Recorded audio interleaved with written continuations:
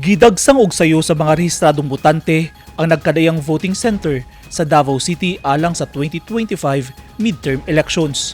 Sa Teodoro Palmahil Elementary School sa Quirino Avenue, taas ang linya sa mga botante gawa sa mga clustered precinct. Inguni ni Sab ang sitwasyon sa Bayanihan Integrated School sa Matina.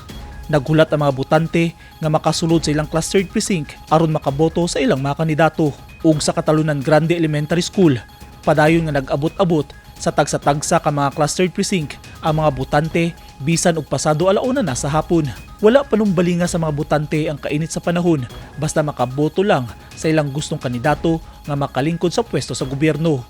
Sumala sa ubang botante, leader nga maduulan ug andam mo serbisyo sa katawhan nga klase sa kandidato ang ilang gibutaran. Nati sa atong nasud karon. Kinahanglan natong leader dili lang sa istorya nila gi buhat kundi makita po nato sa ilahang mga kataporma gyud ang ilahang mga gusto kong mahitabo or makatabang sa tuang nasod. So sa mga leaders nga ako ang hangyo, isa ko sa mga nagboto sa inyo itong tabangan atong nasod masulbad kung sa mga kinahanglan sulbaron para makapadayon ta kung sa may mga indot pa ng mga pagkabato sa itong nasod. Good leader, ready to serve the people here in Davao City. Ano pa ba? Madaling lapitan. Sana. Kasi most of them, lalo na sa mga councilor, hindi ko kilala. So, nagdepende lang sa endorsement. Wala hinuoy dagkong problema atol sa pagboto sa mga botante sa tagsa-tagsa ka mga clustered precinct gawa sa mga gagmayng aberya.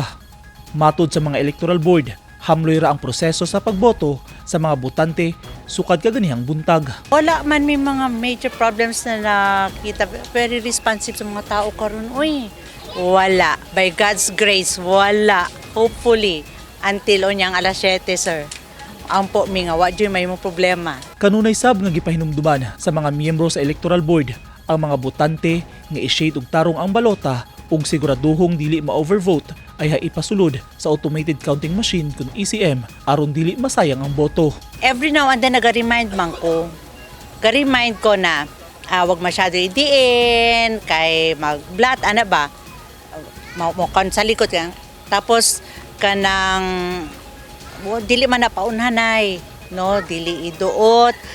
May nakaputa mapud sa balota kung ilan ang dapat na kwan. Oo, iboto. It's like sa senatorya boss, 12 lang. Ana gani. So pwede kung 10 lang gusto nila, yun bibilangin yun. Pero kung 13, wala na. So, pero aware sila sir. Every now and then nagre-remind ako. Dili sab mahasol sa pagpangita sa ilang clustered precinct ang mga botante. Kay naa sa gawas sa matag voting center, gipaskil sa Commission on Elections kun COMELEC ang listahan sa mga botante nga makaboto sa eleksyon. Impunto alas 5 sa buntag, gisugdan ang mga botanteng senior citizen, PWD, kun person with disability ug mga buntis ang pagboto hangtod sa alas 7 kaganihang buntag. Samtang alas 7 sa buntag hangtod alas 7 sa gabi ang regular nga oras sa pagboto. Hugot nga gipatuman ang seguridad sa matag voting center sa Davao City.